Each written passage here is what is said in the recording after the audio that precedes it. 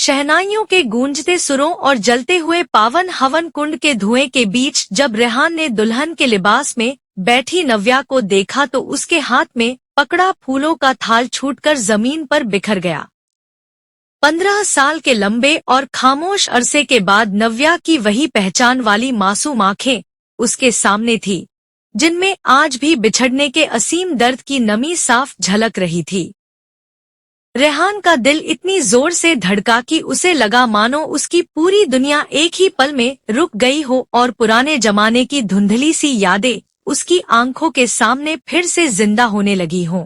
15 बरस पहले जब वे दोनों एक छोटे से शहर के महाविद्यालय में साथ पढ़ते थे तो उनकी सादगी भरी मोहब्बत की मिसाल पूरा कस्बा दिया करता था।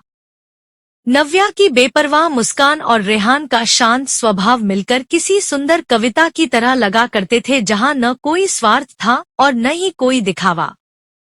वे दोनों रोज शाम को पुराने बरगद के पेड़ के नीचे बैठकर चाय की चुस्कियों के साथ अपनी आने वाली छोटी सी जिंदगी के हसीन सपने बुना करते थे। रेहान एक बेहद साधारण और गरीब परिवार का लड़का था जो मेहनत करके अपनी अलग पहचान बनाने में जुटा था, जबकि नव्या एक अमीर और रसूखदार घराने की इकलौती चिराग थी। दोनों का प्यार बहुत पवित्र और निष्कपट था, पर शायद नियति को उनका यह सीधा साधा अफसाना कतई मंजूर नहीं था। जब नव्या के परिवार को उनके इस रिश्ते का पता चला तो उन्होंने समाज की झूठी आन बान का दुहाई देकर नव्या को नजरबंद कर दिया और रेहान को बेइज्जत करके शहर छोड़ने पर मजबूर कर दिया।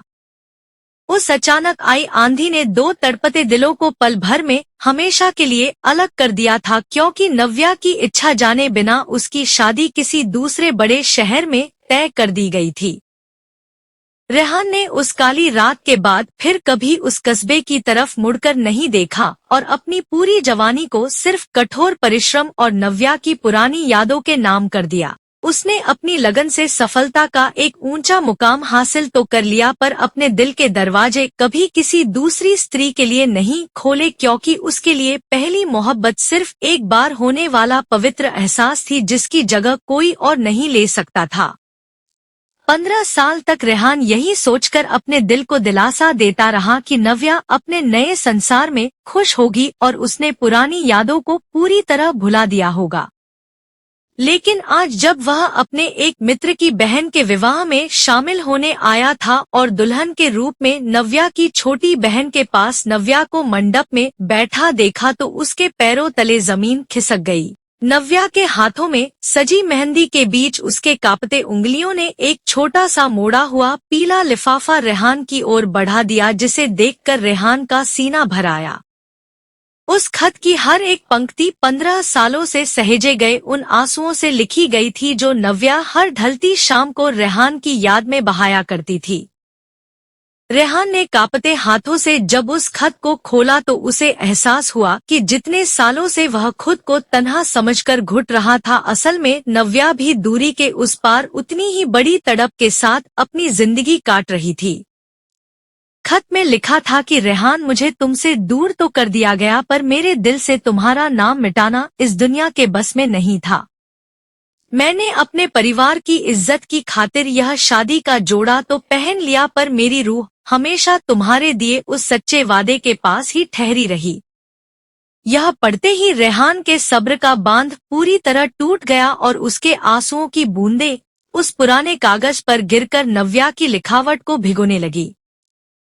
विवाह का मंडप मंत्रों के उच्चारण से गूंज रहा था, पर उन दो पुराने प्रेमियों के लिए वक्त जैसे थम सा गया था, जहां 15 सालों का दफन दर्द बिना किसी शिकायत के सिर्फ खामोश आंसुओं के जरिए छलक रहा था। नव्या ने अपनी नम आंखों से रेहान की ओर देखा और एक हल्की सी उदास मुस्कान बिखेरी, जिसमें बिछड़ने का असीम दुख भी था और सालों बाद अपने सच्चे प्यार को सलामत देखने का सुकून भी था। विवाह की रस्में पूरी होने के बाद जब विदाई का समय आया तो नव्या अपनी गाड़ी में बैठकर दूर जाने लगी और रेहान मंडप के एक कोने में खड़ा होकर उसे देखता रहा, पर इस बार उसकी आंखों में कोई तड़प या पछतावा नहीं था। उसे यह बात बहुत गहराई से समझ आ चुकी थी कि सच्चे प्रेम का मतलब हमेशा एक साथ रहना या शादी के बंधन में बंधना ही नहीं होता। कुछ अधूरी मोहब्बतें बिछड़कर भी इतनी पावन और मुकम्मल हो जाती हैं कि वे इंसान को ताउम्र ईमानदारी से जीने का संबल देती रहती हैं। नव्या दूर होकर भी रेहान की रूह में एक दिए की तरह हमेशा के लिए जलती रहेगी और यही उनकी उस अधूरी प्रेम कहानी का सबसे खूबसूरत अंत था।